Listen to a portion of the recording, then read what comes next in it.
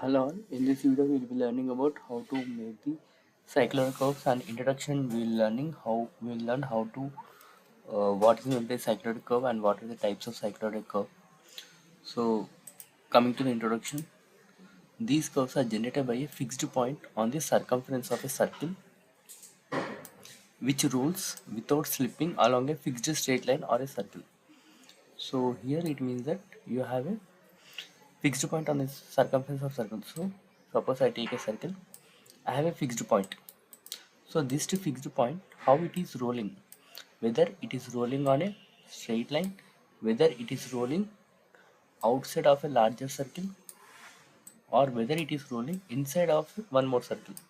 So based on this one, we check whether this fixed point is rolling, how it rolls on inside of a circle, how this fixed point will be rolling outside of a circle, and how this fixed point will roll on a horizontal line. So this fixed point is on circle only. This circle will move some, suppose the circle will move here, then this fixed point will come at the top, and suppose if the circle move again here, then this point will come at the bottom of this circle. So we trace a fixed point, how it is rolling on a straight line, how it is rolling on a outside of a circle, how it's rolling inside of a circle. So there are total three types. So it may be a straight line, it may be or a circle. The rolling circle is called generating circle. So the circle which is rolling is called generating circle, and fixed straight line or circle is termed as directing circle. If it's rolling on a line, it is called directing line because it shows the direction for the circle to roll. Next is directing circle, so that it will direct that circle to roll inside or outside based on this one.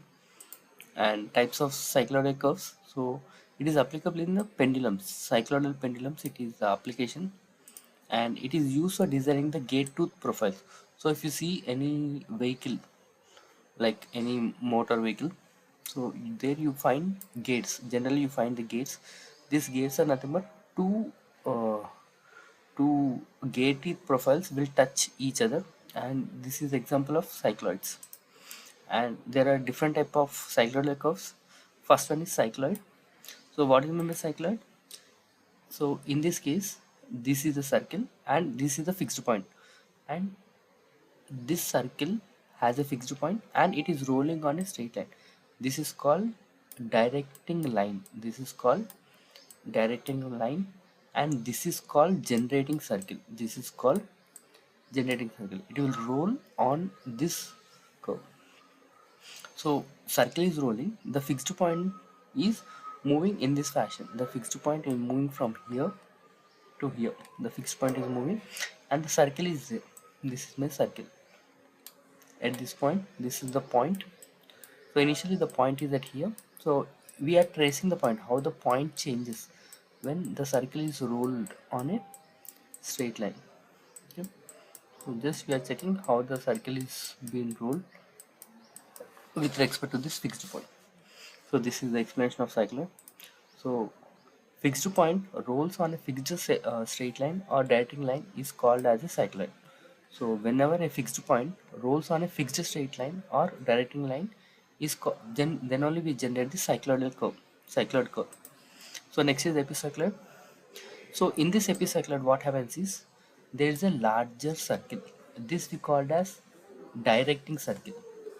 So this we called as DC, nothing but the directing circle, and whichever the smaller curve is rotating, this is called generating circle. This is called generating circle, and there's a fixed point here. So this fixed point, how it is rolling on the larger circle, will check. So it is completing total 3 revolution on the larger circle. If it's rolling outside, it will complete 3 larger revolution. But in actual problem, generally in the problem they say that only 1 revolution is sufficient for them. So you have to find out this angle, and based on this angle you have to calculate. So you have to know this angle. Generally we'll calculate only for 1 revolution in the problems. So we'll calculate only 1 revolution. How it that fixed point on the circle, how it is rolling, how it is moving when uh, when that original circle is rolling on a larger circle. So we trace the fixed point locations. How the fixed point locations will trace the fixed point locations and we'll end up. So in the problem they ask for either one revolution, two revolution, three revolution.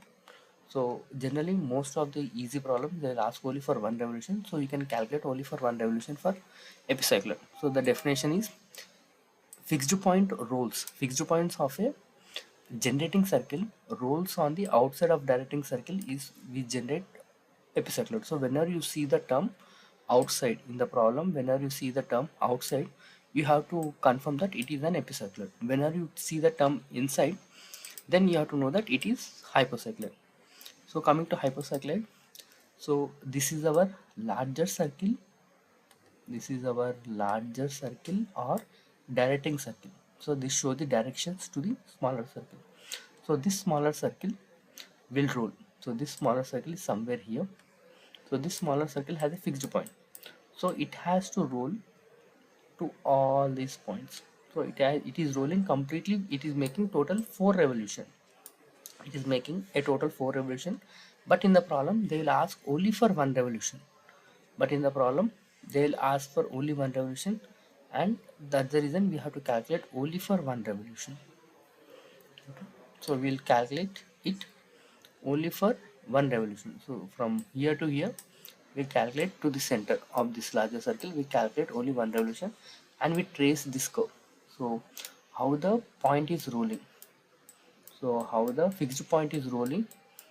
So we'll calculate that P1, P2, P3, and we have to find this angle. So for one revolution, what is the angle we have to find out, and then we have to find this one.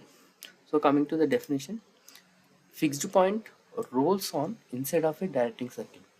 So you have to see the term inside. Whenever you see the term inside, then you have to know that it is hypocycloid. In the problem, they may or may not mention like epicycloid or hypocycloid. They mention the terms outside and inside. If you see the term inside in the cycloidal curves, then it is hypocycloid. When you see the term outside of a directing circle, then it is called epicycloid. Okay. So this is about the explanation. So I hope everyone understood the explanation. Thank you all.